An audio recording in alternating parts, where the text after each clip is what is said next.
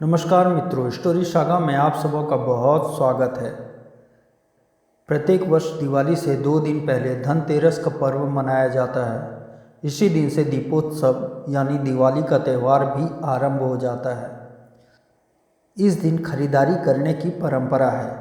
धनतेरस के दिन लोग सोने चांदी की वस्तुओं से लेकर पीतल व तांबे के पात्र के अलावा झाड़ू भी खरीदा करते हैं। तो आज के इस एपिसोड में हम बात करने वाले हैं धनतेरस की। जानेंगे इस पर्व को मनाने के पीछे कहानी क्या है और क्या है इस दिन खास चीज़ों की खरीदारी करने का रहस्य। तो वीडियो में आगे बढ़ने से पहले चैनल को लाइक और सब्सक्राइब कर दें। धनतेरस के दिन जहां एक ओर भगवान गणेश, माता लक्ष्मी के साथ कोषाध्यक्ष भगवान कुबेर की पूजा की जाती है, तो दूसरी ओर इस दिन धन्वंतरी भगवान की पूजा मुख्य देव के रूप में किया जाता है। ऐसी मान्यता है कि इस दिन मां लक्ष्मी व कुबेर देव की पूजा अर्चना करने से धन संपदा की वृद्धि होती है। वहीं भगवान धन्वंतरी देव की पूजा करने से स्वास्थ्य धन की प्राप्ति होती है, आरोग्य आता है। धार्मिक ग्रंथों में मिलने वाली पौराणिक कथा के अनुसार सनातन धर्म में धन्वंतरी देव को भगवान विष्णु के अंश अवतार माना गया है। ये समुद्र मंथन से अवतरित हुए थे। इन्हें देवताओं के वैद्य के रूप में जाना जाता है। भगवान धन्वंतरी को आरोग्यता प्रदान करने वाले देवता भी कहा गया है। धार्मिक मान्यताओं के अनुसार इनका पूजन करने से रोगों से मुक्ति मिलती है व आरोग्यता की प्राप्ति होती है। इन्हें भगवान विष्णु का रूप कहते हैं। इनकी 4 भुजाएं हैं। ऊपर की 2 भुजाओं में शंख और चक्र धारण किए हुए हैं, जबकि 2 अन्य भुजाओं में एक औषधि और दूसरे में अमृत कलश लिए हुए रहते हैं। इनका प्रिय धातु पीतल माना जाता है, इसलिए धनतेरस के दिन पीतल आदि के बर्तन खरीदने की परंपरा भी है। भगवान धन्वंतरी को आयुर्वेद का जन्मदाता माना गया है। इन्होंने विश्व भर की वनस्पतियों पर अध्ययन कर उसके गुण दोषों के प्रभावों को प्रकट किया था। भगवान धन्वंतरी ने कई ग्रंथ लिखे। उनमें से एक है धन्वंतरी संहिता, जो आज भी आयुर्वेद का मूल ग्रंथ माना जाता है।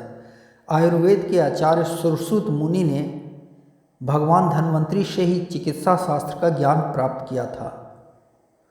पौराणिक कथा के अनुसार एक बार श्रृंगी ऋषि के बेटे ने राजा परीक्षित को श्राप दिया था कि उन्हें तक्षक नाग डस लेगा। भगवान धन्वंतरी इस श्राप से राजा परीक्षित को बचाने के लिए निकले।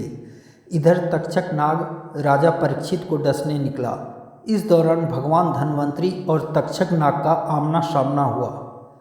तक्षक नाग ने भगवान धन्वंतरी की परीक्षा लेने के लिए अपनी फुफकार से हरे भरे बरगद के पेड़ को सुखा दिया, जिसे भगवान धन्वंतरी ने अपनी विद्या से फिर से हरा भरा कर दिया। ऐसी मान्यता है कि भगवान धन्वंतरी की नज़र जहाँ पड़ती है वहाँ असाध्य रोग भी ठीक हो जाते हैं।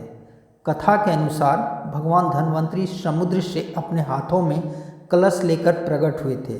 जिस दिन भगवान धन्वंतरी अमृत कलश लेकर प्रकट हुए थे वह कार्तिक मास के कृष्ण पक्ष की त्रयोदशी तिथि थी। इसी दिन इन्होंने आयुर्वेद का भी प्रचलन किया। इसीलिए धनतेरस के दिन धन्वंतरी देव की पूजा का विधान है। धन्वंतरी जी जब प्रकट हुए थे तो उनके हाथों में कलश था। यही कारण है कि धनतेरस पर बर्तन खरीदने की परंपरा है। धनतेरस के दिन खरीदे गए बर्तनों में लोग दिवाली के बाद अन्न आदि भर करके रखते हैं। इसके अलावा लोग धनिया के बीज खरीद करके भी इन बर्तनों में रखते हैं। कहते हैं कि इससे सदैव अन्न और धन के भंडारे भरे रहते हैं। धार्मिक मान्यताओं के अनुसार इस दिन जो कुछ भी खरीदारी की जाती है उस खरीदी गई चीज़ों में 13 गुना की वृद्धि होती है। इसीलिए धनतेरस के दिन लोग पीतल तांबे के पात्र खरीदने के साथ ही सोने चांदी की चीज़ें भी खरीदते हैं। तो मित्रों, आशा करता हूँ कि आप सबों को ये वीडियो पसंद आई होगी। तो चैनल को लाइक और सब्सक्राइब करना ना भूलें। मिलते हैं अगली वीडियो में एक नई जानकारी के साथ। तब तक के लिए जय हिंद, जय भारत।